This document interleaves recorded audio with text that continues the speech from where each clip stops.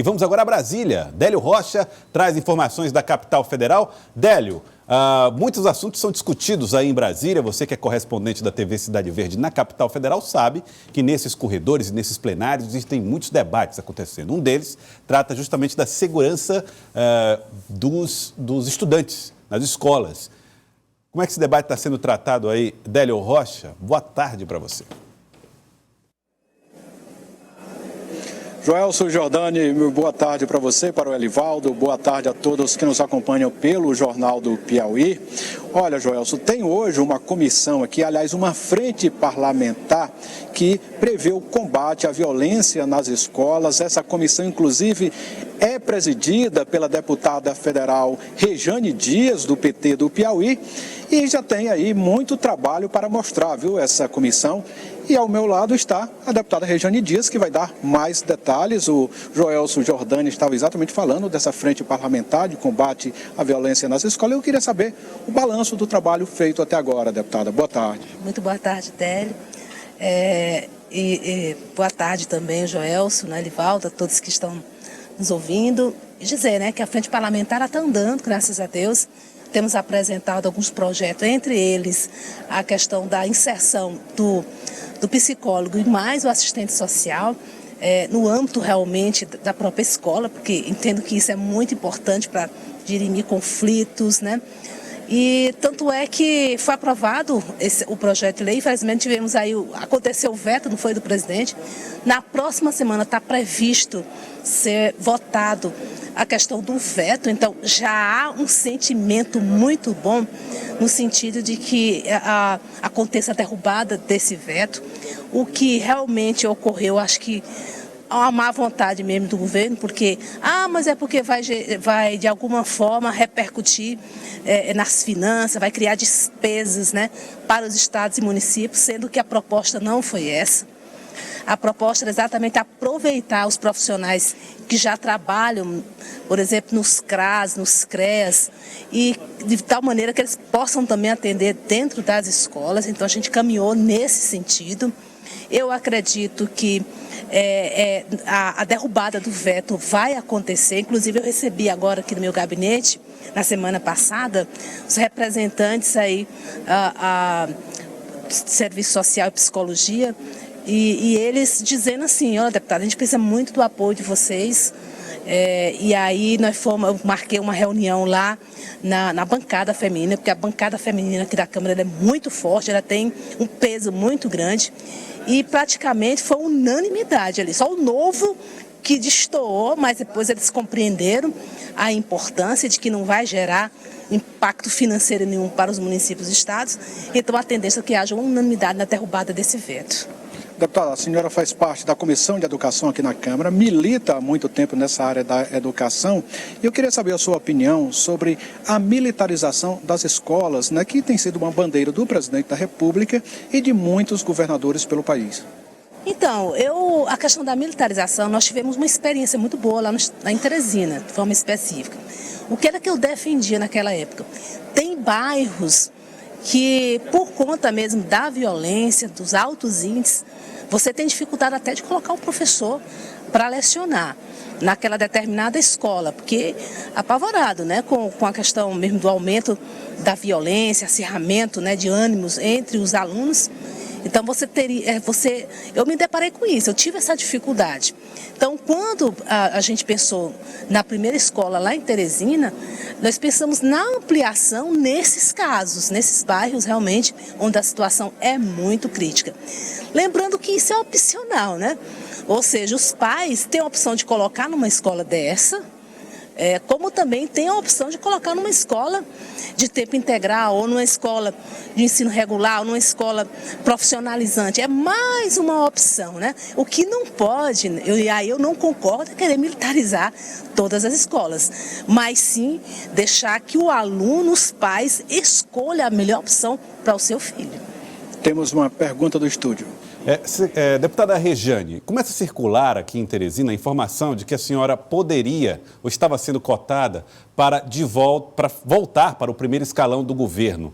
Gostaria de saber se existe essa possibilidade, se isso está em debate no governo e se a senhora admitiria uma possibilidade de voltar ao primeiro escalão?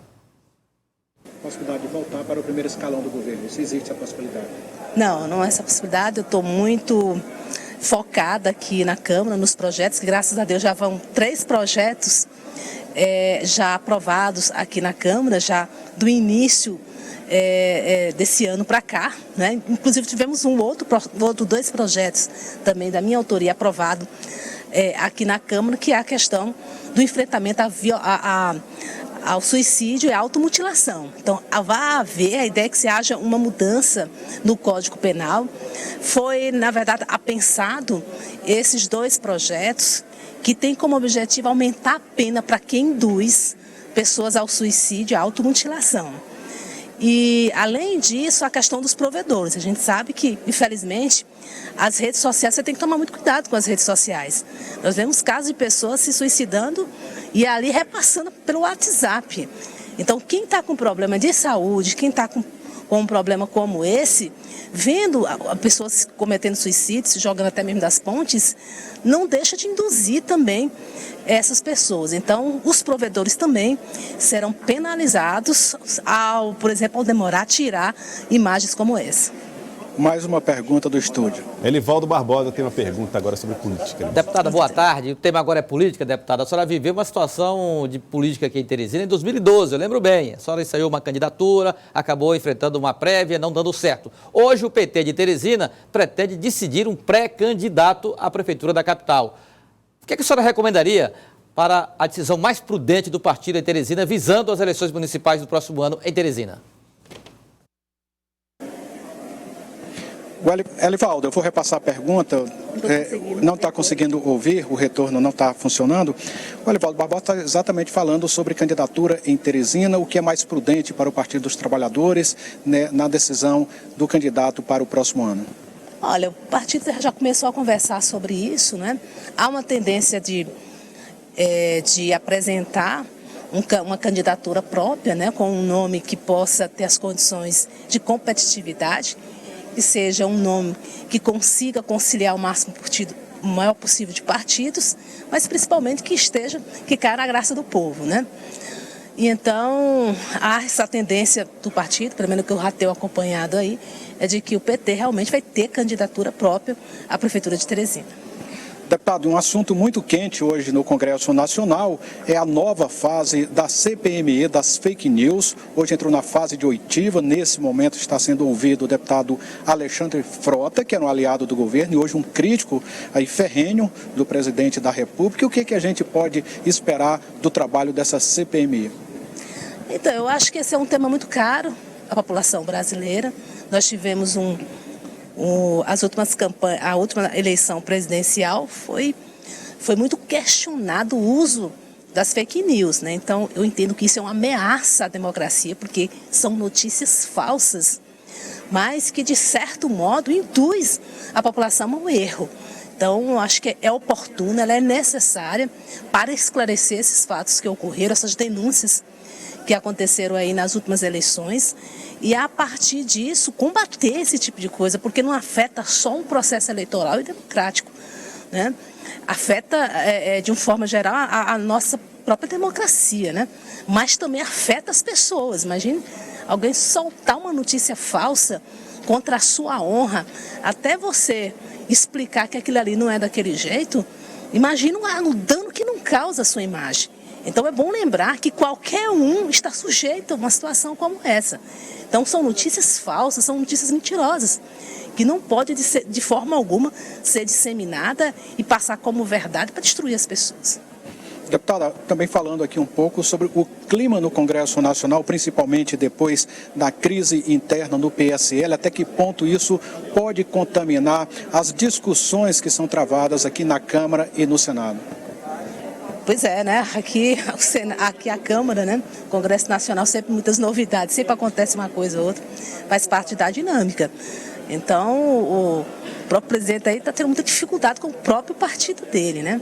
Pelo menos o que eu tenho acompanhado é que ele também está em busca aí de outros apoios, de outros partidos do Centrão, para recompor essa base, caso ele não consiga trazer de volta alguns parlamentares que estão insatisfeitos e repercutir nas reformas, né?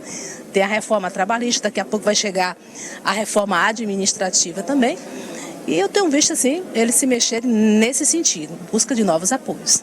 Na próxima semana deve ser votado no Senado, na CCJ, a chamada PEC paralela, né, que inclui os servidores estaduais e municipais na reforma da Previdência. E quando esse texto deve chegar aqui na Câmara, deputado? Vamos aguardar, né? Porque isso aí também é um tema assim, que não deixa de ser muito melindroso, né? E vamos aguardar para a gente também discutir de tal maneira que seja algo benéfico, né, para os servidores públicos, né?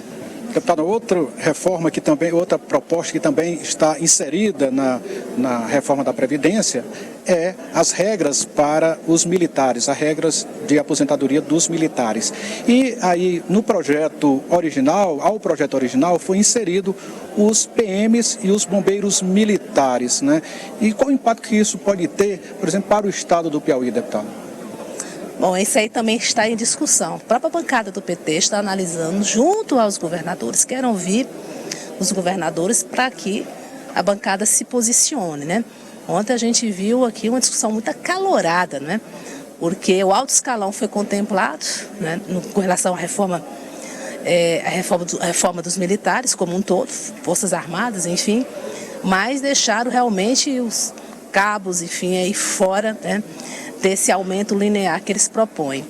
Ou seja, penaliza bem menos, né, bem menos os altos escalões em detrimento dos menores. Então, houve um bate-boca aqui nas comissões ontem, foi um momento realmente muito tenso aqui.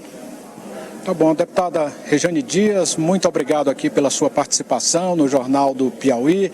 Joelson, olha, esse caso que a deputada Rejane Dias estava se referindo, né, aconteceu ontem aqui na Câmara, quando foi votado aí um destaque que previa estender, né, para os suboficiais, para os também soldados, sargentos, cabo, né, alguns benefícios que estavam aí privilegiando os oficiais das Forças Armadas e das polícias militares e dos bombeiros. Mas esse destaque que foi proposto pelo PSOL acabou não passando, foi rejeitado e é o que gerou aqui muita confusão na Câmara, com muitos representantes dessas categorias chamando o governo de traidor, porque não teria contemplado nessa reforma dos militares todos os membros das Forças Armadas e das polícias militares. Joelson.